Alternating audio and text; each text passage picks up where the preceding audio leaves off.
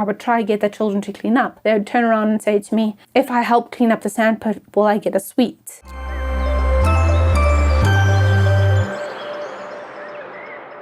Good day everyone, and welcome back to my channel. My name is Cailyn and this is Foundation First. Today what I would like to talk about is my opinion on punishment and reward. Over the years I've worked on my opinion with punishment and reward. The way I have liked to see it is not really punishment, but to see it as consequences. Life has consequences to everything. No matter what I choose, there is a consequence, whether it is a positive one or a negative one. Say, for example, when I'm kind to somebody, the consequence is that that person feels good about themselves or isn't hurt, and that also the consequence is that there's no negative consequences to me and might even improve my mood. Another example would be if I misuse a toy, like throw it, etc. The consequence is that I don't get to use that toy or play with that toy for the rest of the day. When using consequences such as this, it's important to meet the child where they are. If a child is very young, taking it away for a month isn't going to help anything, because they'll feel it for maybe a few hours and then forget that toy even exists. The punishment needs to meet the crime, but in this sense, it's not necessarily a punishment. Regarding rewards, something that I've really struggled with over the years is giving those rewards to children. I don't really believe in rewarding children for something that they're supposed to do. I don't think that we should reward somebody for something they're expected to do.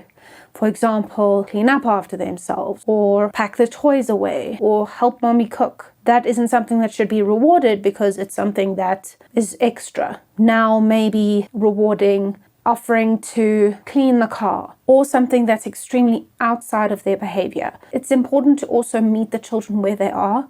Some children really thrive on this. I really struggled with giving rewards throughout my teaching career, as I found that what ended up just happening is that children would just end up doing something because they would get a sweet or they'd get a sticker.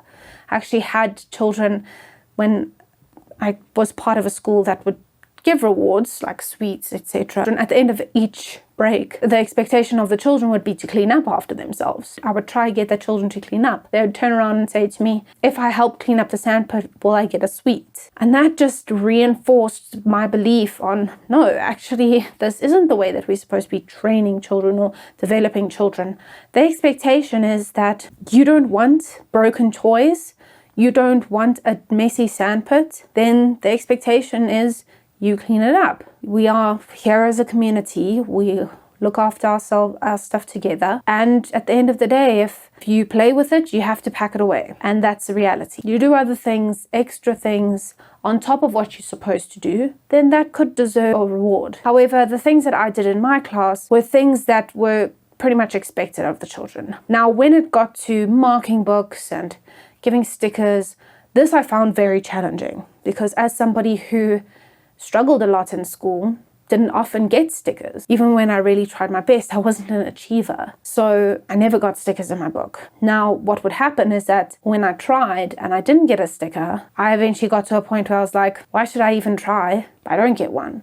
So I'm just not going to try to avoid the disappointment of not getting anything because I'm not good enough. And unfortunately, even though that's different to the mind of an adult, and now I see differently, the mind of a child doesn't work the same. I, as a child, needed that encouragement when I was trying really hard. If a child messes in a book and they didn't try their best, and actually the opposite, that's when they don't deserve a sticker. When they take their pencil and intentionally mess their page, that's something that I wouldn't give a sticker for. Even though I say this, at the end I still struggled to balance my idea of when to give somebody something that's tangible and when not to give somebody something. It's really challenging. I found it very challenging. Other people don't, but because I found that I'm very attached to and very conscious about how children feel and the effects of what I do and how I felt with star charts, etc. It was really hard. Something that I do disagree with is visual rewards. There shouldn't be something where children are able to compare how many stars they have to how many stars another child has. When there's a child who's really working their hardest, compares themselves to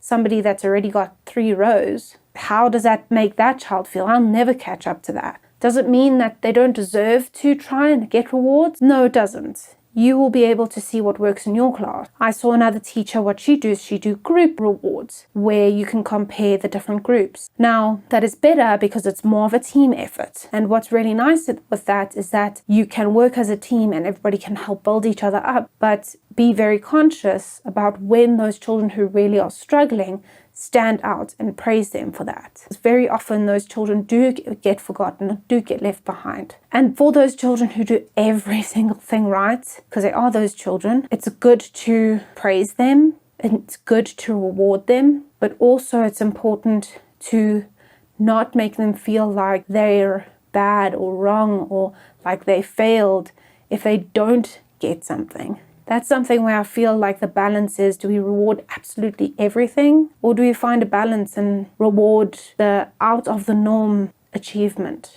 of those individuals? I think that's something that makes more sense. And that's in my opinion. So when I didn't use something like physical, tangible reward systems or punishments such as being put in a corner or a thinking chair, which I have used in the past and now I disagree with it. Now what I would do is praise children for the good that they did, for helping out. But I would talk them through it.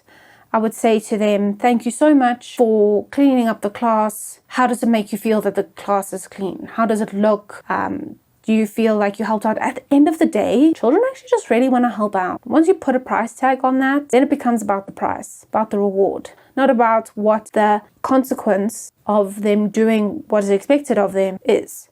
Not building the habit, not coming into a clean class, not realizing that I have to pack up my stuff today, otherwise I'll have to spend the morning doing it tomorrow. Realizing that actually takes me away from the fun activities we're going to do this morning. Whatever it is that you are giving as a consequence also shouldn't come in the way of children's learning. For example, they can't go clean up their mess while everybody's having a maths class or a numeracy class or something that is intentional to their development. Things like detentions, etc. In my opinion, I don't believe it should be in a school before the age of 9. I think then they're really trying to build up their understanding of what we should and shouldn't do, building up their empathy, building out their emotional resilience, their emotional regulation. I think that this is important to really build on that and push that, and giving something like a detention as a punishment results in children going, well, I don't want to do that because I'm getting a detention, or I'm good because I'll get a demerit. You want children to have the understanding of, well,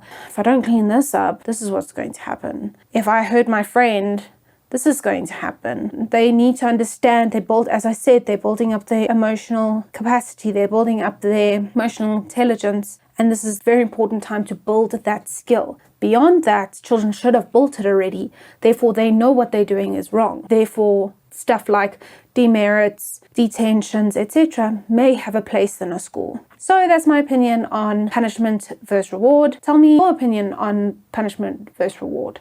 Tell me whether it's worked or whether it hasn't, and tell me your struggles if that's something that you found or something that you used instead. If you enjoyed this video, give it a like. Tell the algorithm that you like what you see, and please subscribe. My intention is to build a really large community of parents and teachers. Thank you so much, and I'll see you in my next one.